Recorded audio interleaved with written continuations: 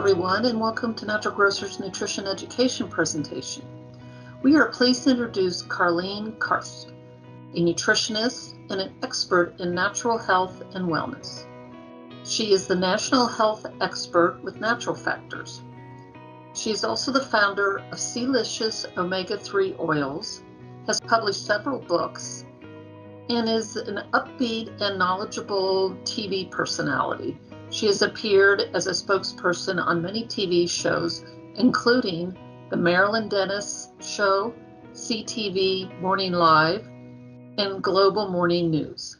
Karlene is an avid recipe and food creator and has just recently launched her latest cookbook. The cookbook is called The Kitchen is for Dancing. Real food, pure flavor, providing simple, nourishing recipes for everyday life.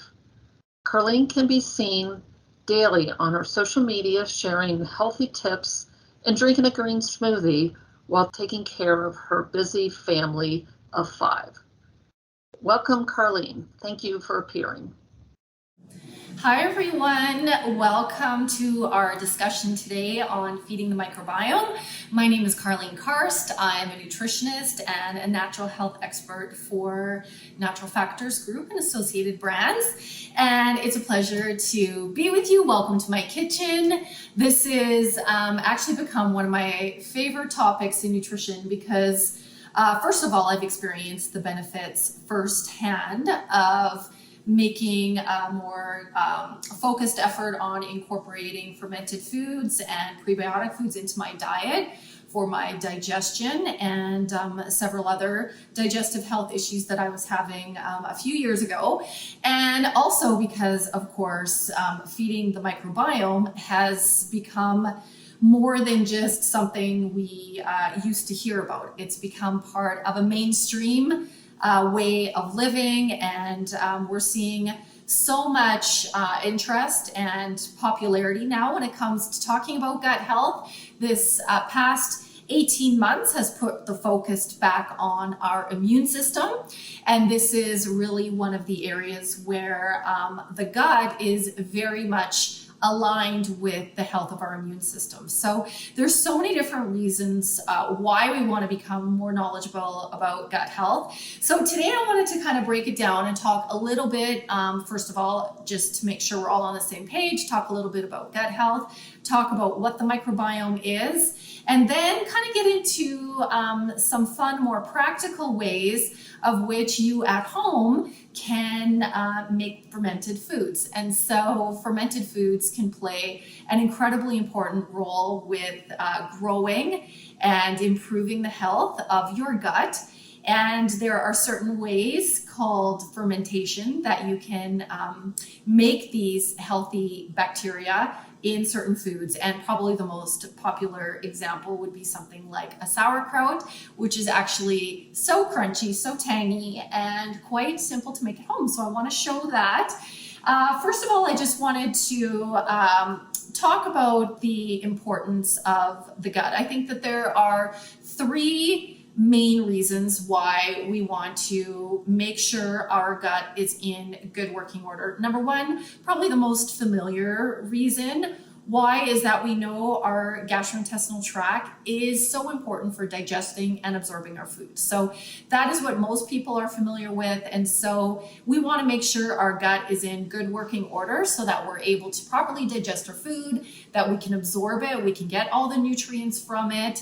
And that can only happen if our gut is in good working order. There are so many different environmental and diet related factors that are impairing the function of our gut. So everything from environmental toxins, the type of diet we're eating. So if you're primarily eating a standard American diet that's full of processed food and a lot of refined sugar, that's going to have a negative impact on your gastrointestinal tract and will certainly impact the type of bacteria that's there. We're going to talk a little bit more about that.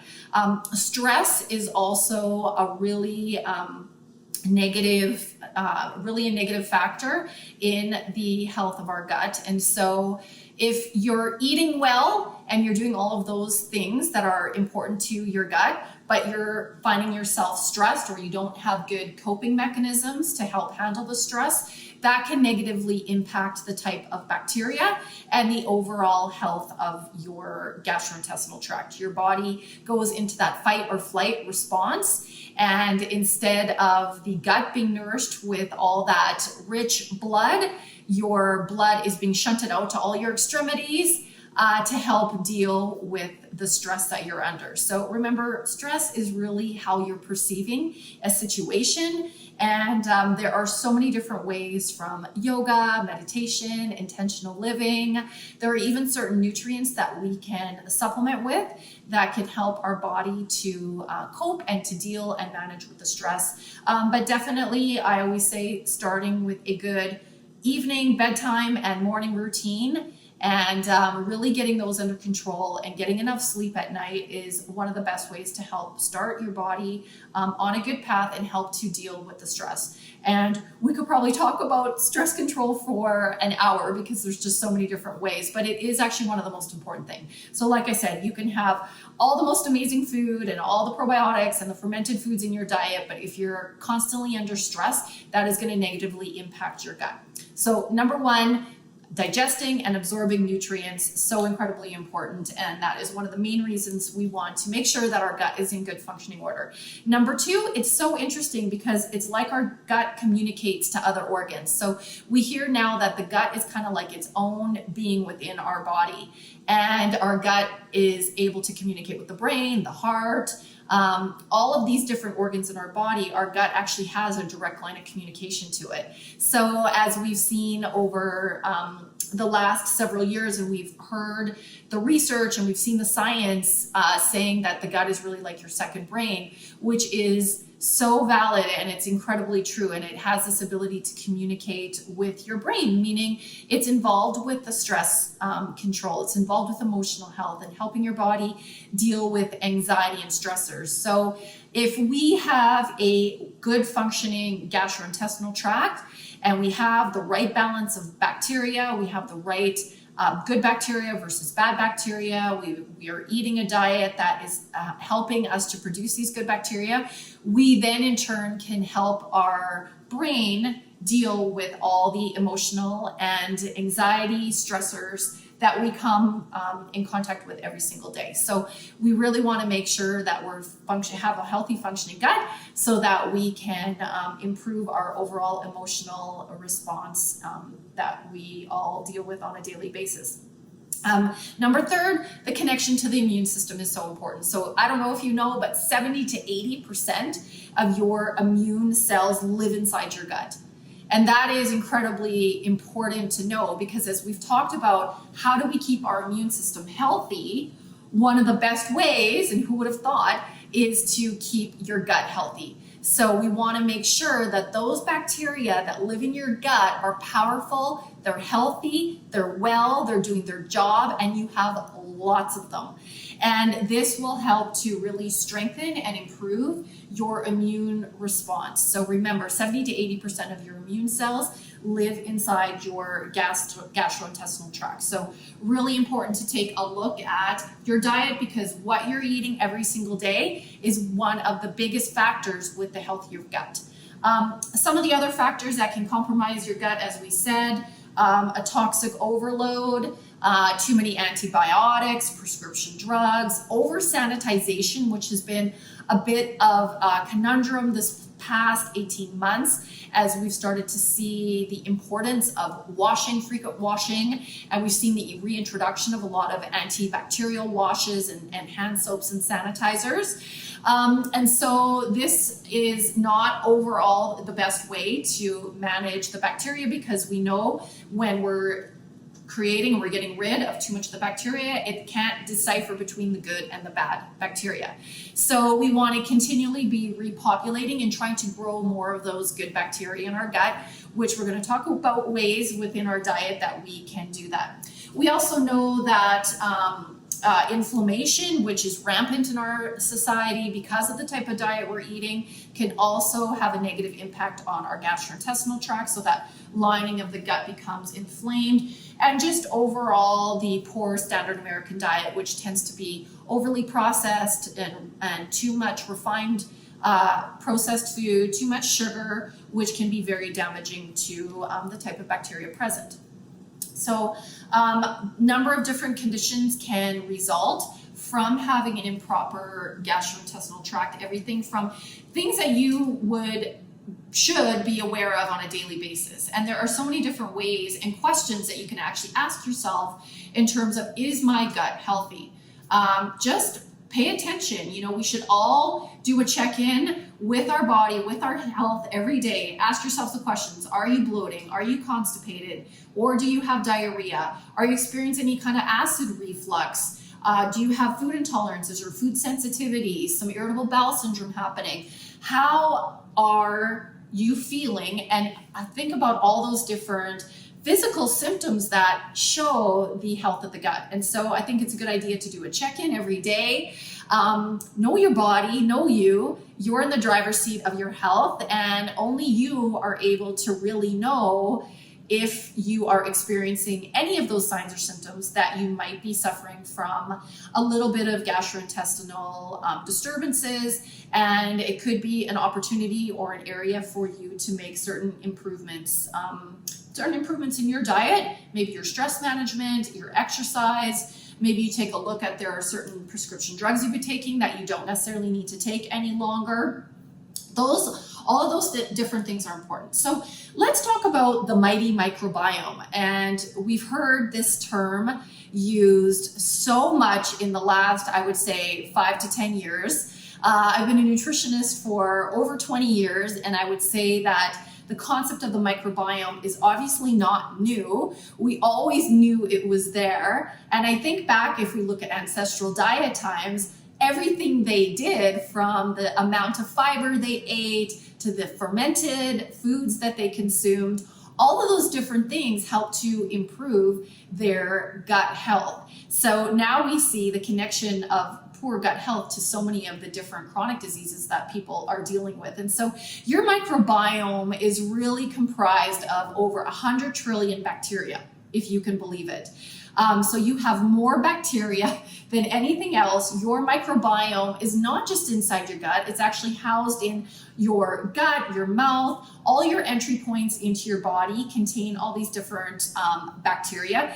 And you need to have a balance between the good and the bad bacteria. And obviously the good bacteria should outweigh the bad bacteria. And when your microbiome is rich in these healthy bacteria, which we call probiotics, and we're going to talk more about that, that is when people really can feel their best. When people experienced good energy levels, vitality, optimal well-being, healthy digestion.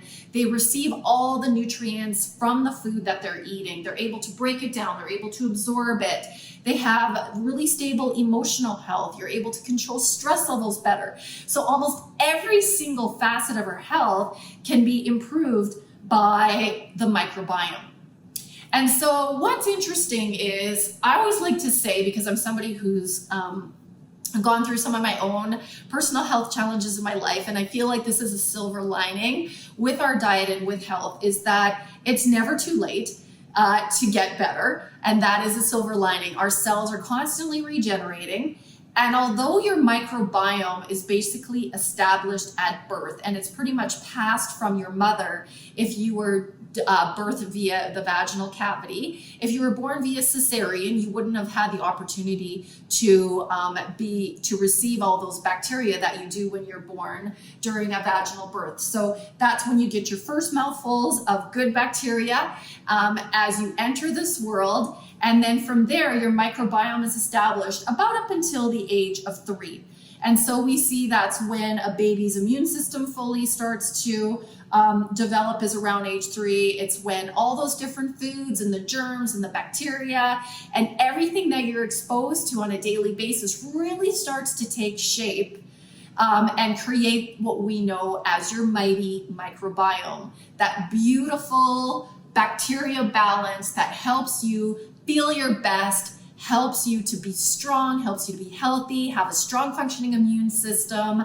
All of that starts from birth. So it's one of the things that you actually get from your mother, and then it continues on throughout the childhood. It kind of peaks there as a child, and then of course as we are continually exposed to different bacteria and medication and stressors in our life, which all have a negative impact on the type of bacteria present. So the good thing is that what we know and what the science shows us is that all of this amazing nutrition here that we can and should be consuming can really help to strengthen, fortify, and improve the balance of bacteria in the microbiome. And I think that that is basically one of the best gifts that we get from our diet, amongst many other things. And I think we always talk about vitamins and minerals and the antioxidants, which are just so powerful. We can't live without them. Healthy fats like omega-3 fatty acids are essential nutrients. And so are the balance of this bacteria that we're going to be creating inside of our gut as a result of the type of food we're eating. So I want to talk a little bit about the type of food that we can eat in order to help our body balance out the bacteria that's produced in the microbiome and really strengthen it. And so when we take a look at something you see familiar here, and I'm going to actually shift the camera down in a little bit when I talk a little more about how to ferment. But something you'll see in common here is that these are all plant foods. So plant foods are so powerful for us, and they really provide a number, of course, different nutrients that are important. Number one of them being they give your body fiber, and fiber is not digested, and instead what it does is it has a really important job, and that is to feed those bacteria that are present. They love to munch on fiber, they love to eat fiber, and the more you can give it, the more it acts as food for probiotics, which are our good bacteria. So fibrous foods and prebiotic rich foods like leeks and garlic, bananas, pears, jicama, artichokes, Jerusalem artichoke in particular, ground flax seeds are amazing. And honestly, these are just so simple and so nourishing, easy to add to your diet by sprinkling some on your oatmeal, mixing it in with yogurt, which is another beautiful source of good bacteria. Oats, seeds, nuts, spinach, all of these different whole grains, legumes, these provide fiber and prebiotics to help all those good bacteria that are living in your gut flourish and grow. And so a variety of these different foods in your diet will be one of the best ways that you can actually eat is to have variety. I like to always tell people each week try to incorporate about 30 different types of plant foods. That means you're getting a variety of fiber. You're also going to be getting a variety of different prebiotics that will serve as food and will really help those good bacteria to thrive and to flourish and be able to overpopulate any of the bad bacteria or pathogens that might be present. So I think that is just an incredible gift that nature gives us. So every day, think about how many different plants did you eat? How much fiber are you eating? If we look at ancestral diets, we know that they were eating about 50 grams of fiber a day, which is so much, and that like more than doubles what we are consuming on a daily basis now. And so there's just a tremendous amount of delicious and wonderful ways that we can get more fiber into the diet. The next thing I wanted to talk a little bit more about, I could talk all day about probiotics, are these probiotic-rich foods, which you'll start to see a little bit of a theme. Yogurt, of course, is probably one of the most popular ones that people can eat on a daily basis, and we've seen like very targeted marketing talking about the benefits of probiotics for the immune system. Just really be careful that there's not too much sugar in the yogurt that you're buying. I actually like to buy plain yogurt and sweeten it myself. I find that to be more friendly for the gut and it will actually do its purpose for your good bacteria that are present. Kefir is another one, kind of tangy, more of a liquid form of yogurt, really rich in probiotics. You can make smoothies out of it. You could take, if you're just starting out eating more fiber and probiotic rich foods, you could just take a couple spoonfuls a day, eat it that way. You can incorporate it into your smoothie. You can even make kefir at home. So kefir, or these bacteria, they love sugar. So they want this type of sugar, a specific type of sugar, especially lactose. So if you want to try making your own kefir, it's super easy to make. You buy the grains. This is a freeze-dried form of kefir grains, but you can buy kefir grains, and you basically just, this is heated milk that's been cooled. You mix the kefir grains in with it, and then you let it sit for about 12 hours, and it starts to produce these beneficial probiotics, and it becomes kefir. The longer you ferment it, the more probiotics are present. So many of these other foods you might have tried yourself. Kombucha, which is a fermented form of black tea, also really known in the wellness arena for its ability to help you digest, to maybe help with bloating. It's become very popular. It tastes so good, it's kind of fizzy, and it's actually very satisfying to drink kombucha. So I know a lot of people really love kombucha. Miso soup, of course, really considered a healing medicinal food in the Japanese culture. You can just buy miso like that, heat it up, really good for digestive health. So that's become popular. Kimchi, I would say, is more of an acquired flavor. It's like a sour kind of cabbage, really popular in Korean. It's spicy as well. So a couple spoonfuls of that will really help those good bacteria flourish in your gastrointestinal tract.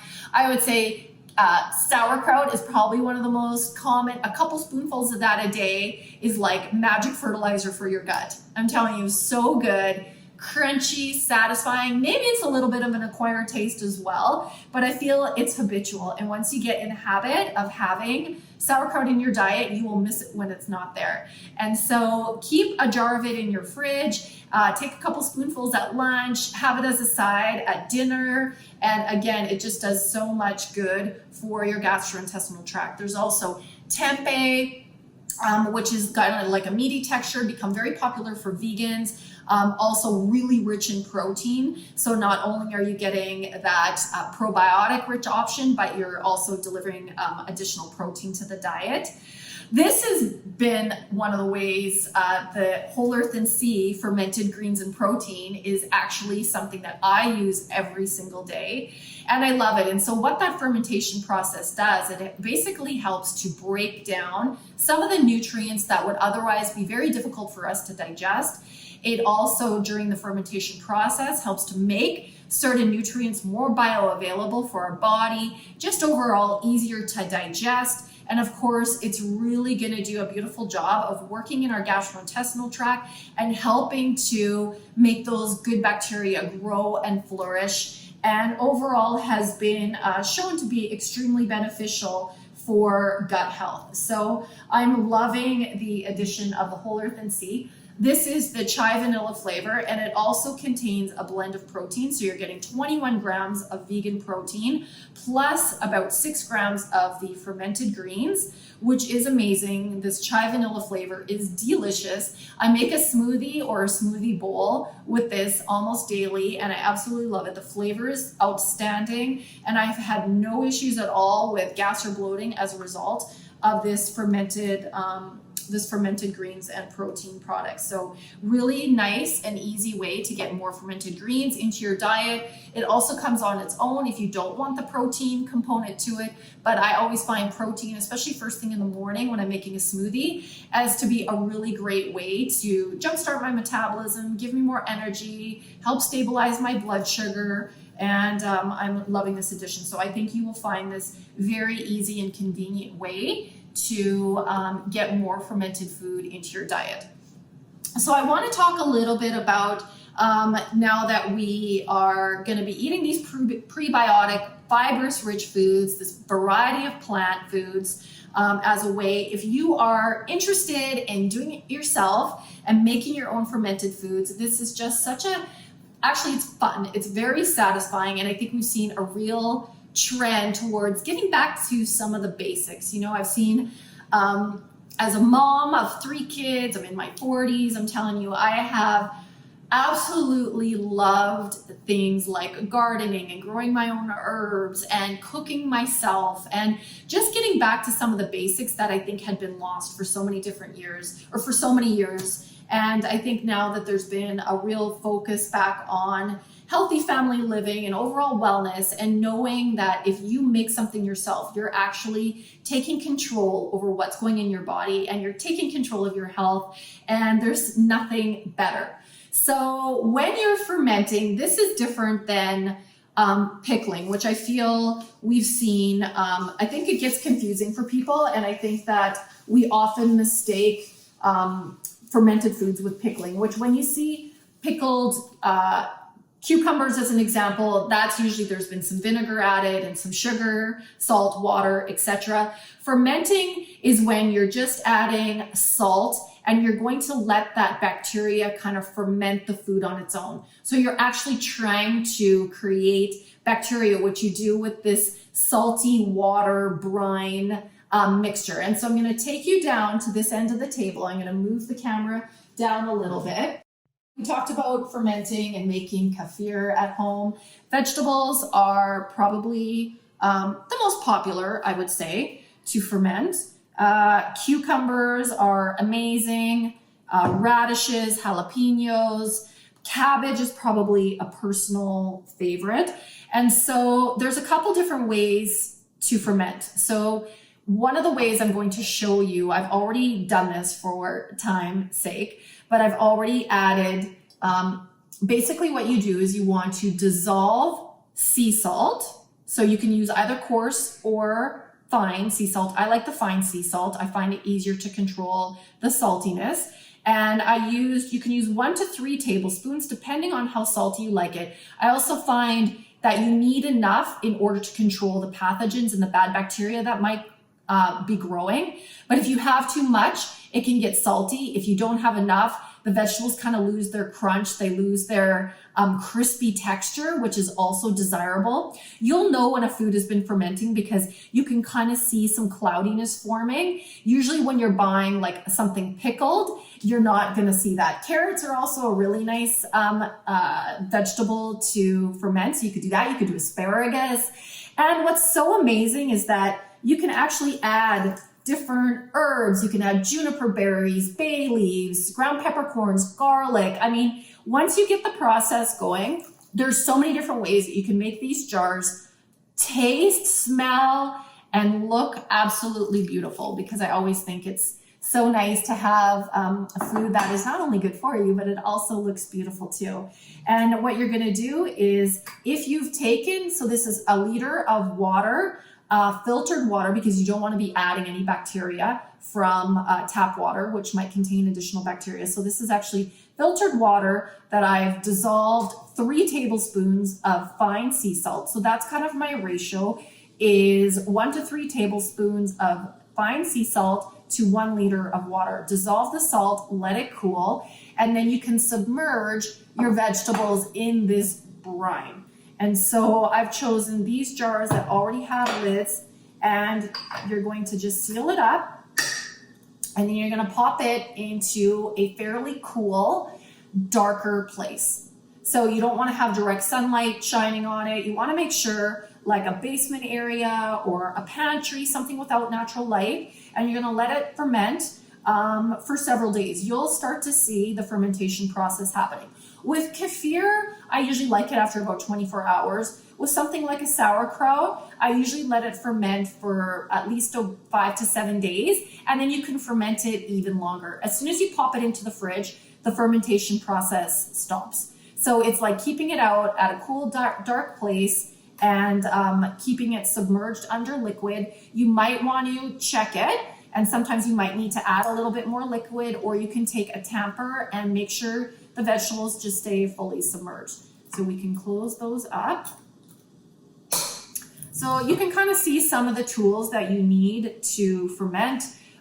Some nice canning jars, sealers. These are also great. These are fermenting weights, which I'll show you with the cabbage. You want to push down so that you release some of those natural juices from the cabbage to rise up, and that helps those bacteria start to ferment the cabbage. So this is a very natural process that happens. It's a way of, yes, preserving food, but it's a way of creating a very beautiful probiotic rich food. So I've got these jalapenos going.